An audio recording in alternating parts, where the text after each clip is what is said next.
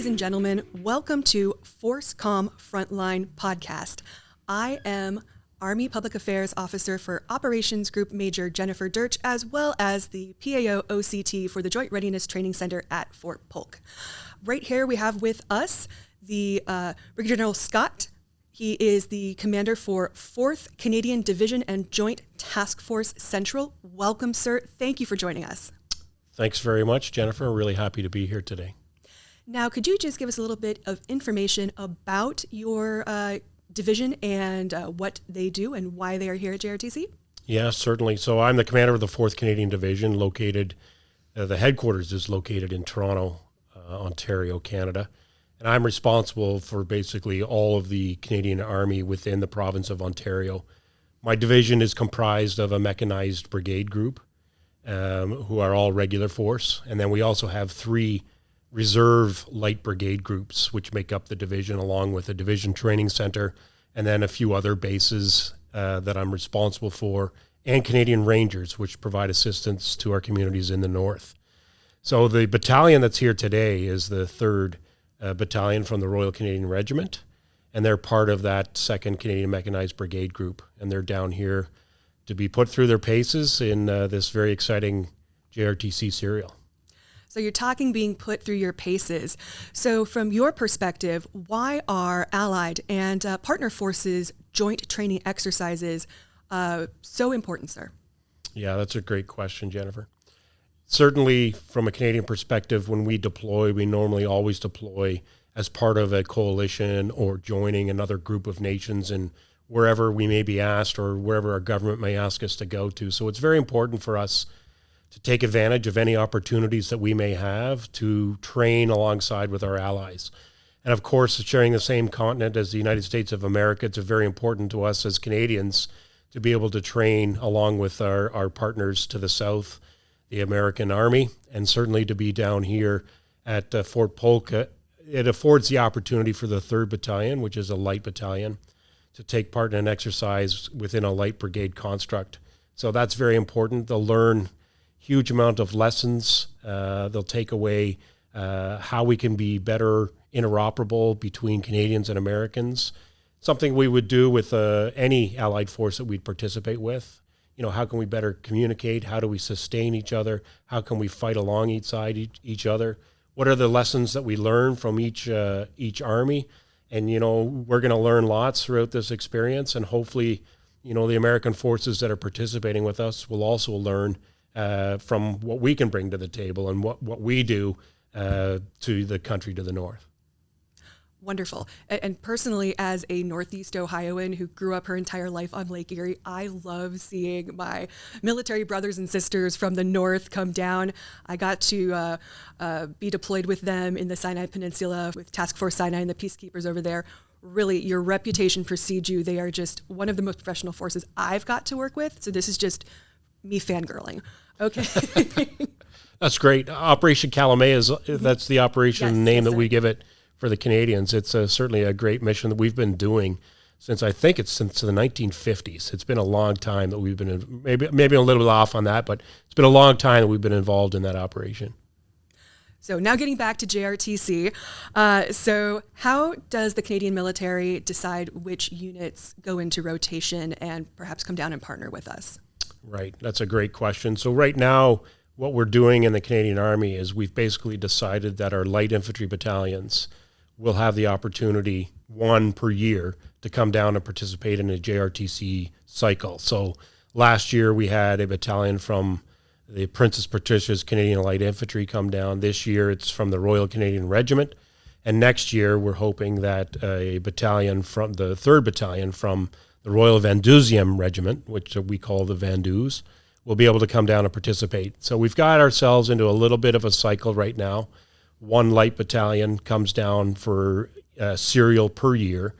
And really, because all of our forces in the regular force are in a mechanized brigade construct, each of them with a light battalion, it affords that battalion an opportunity to really go into a cycle of about 200 days worth of training in preparation to come down here and then participate in a light brigade.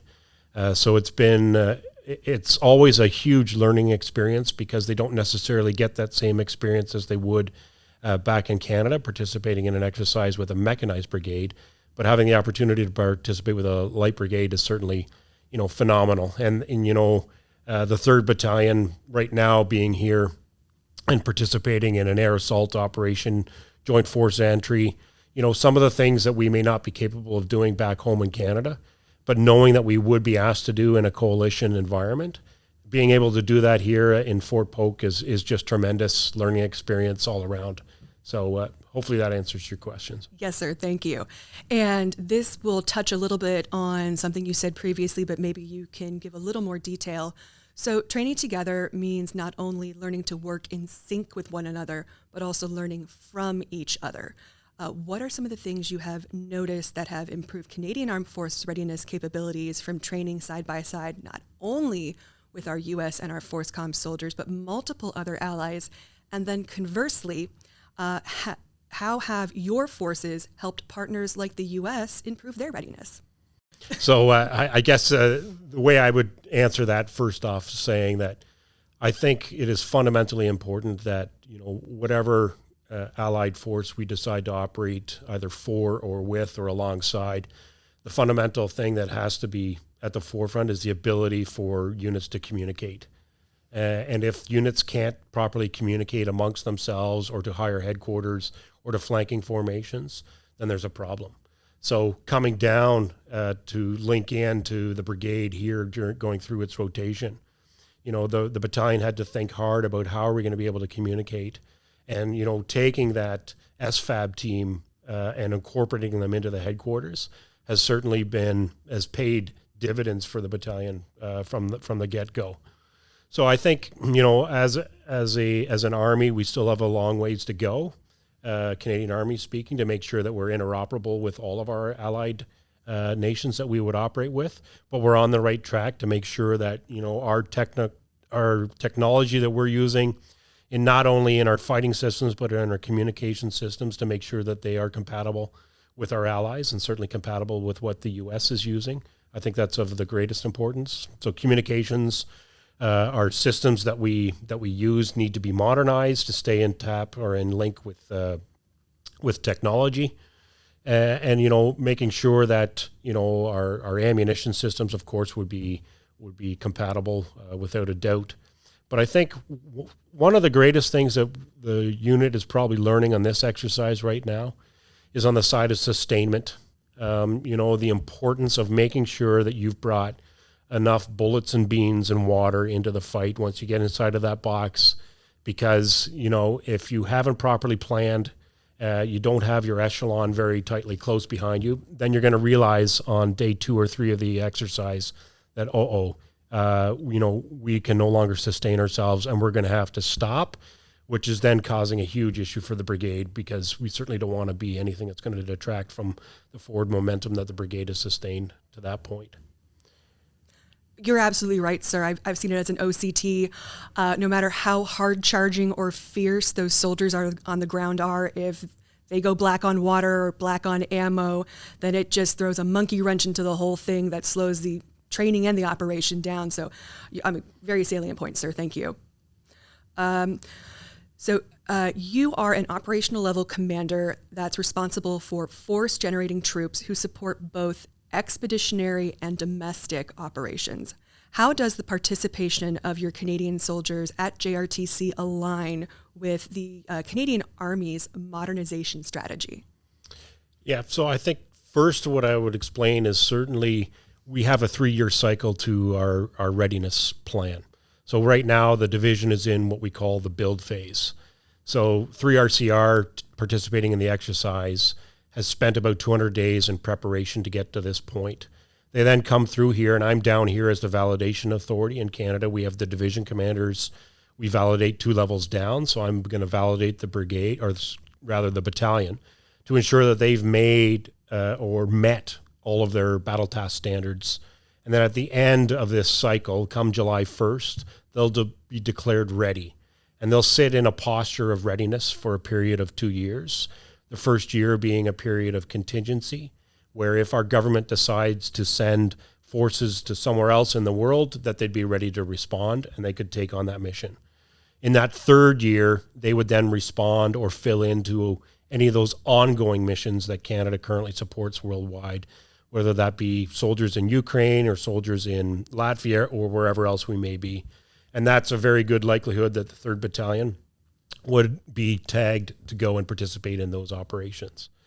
So certainly going through this exercise will enable the 3rd Battalion to be ready for expeditionary ops, and then also for whatever domestic ops we may come up against. And we've certainly been very busy on the domestic side of the house, certainly through the COVID-19 pandemic, where our government has asked us to go and provide assistance, really not in a military nature, but providing assistance to civilian authorities, whatever the case may be, going into hospitals or providing assistance to communities in need or communities flooding or whatever the case may be. So that'll prepare the battalion to make sure that they're ready for whatever the call may be.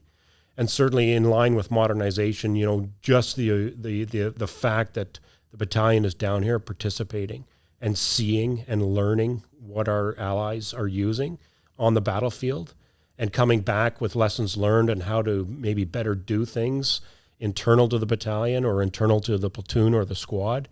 That is certainly going to be a huge takeaway for us on how we can better ourselves. And hopefully we can exchange some of our own methods of doing things with our American partners, and that they can also learn and better themselves as well. And we can see what equipment is being used, what we're using on our side, and certainly what can we improve in order to better communicate and to better fight and better survive on the battlefield. Awesome, sir. Thank you. And just for our listening audience, the Canadian Army Modernization Strategy covers 6 points: digitization and enhanced networking, One Army, interoperability, simplicity, readiness for adaptive dispersed operations, and versatility, which when you get down to it are very close to the FORSCOM and Army priorities of people first, readiness, and modernization. Sir, you've given us a lot of time. Is there anything else you'd like to add or say? Jennifer, I'd just like to say thanks very much to the entire team at JRTC for, allowing the 3rd Battalion to come down and participate in this premier exercise where they're going to learn so much. And, thank you very much for allowing me to participate in this podcast and spend some time with you this afternoon. So thank you. So for everyone listening, this was both of our first podcasts. We got to go through it together, so you can rate us if you feel like it. So ladies and gentlemen, you can listen to all of our podcasts from current and past by visiting the FORSCOM Facebook page or search for FORSCOM Frontline wherever you listen to podcasts. And we will see you next time on The Frontline. Thank you very much for listening.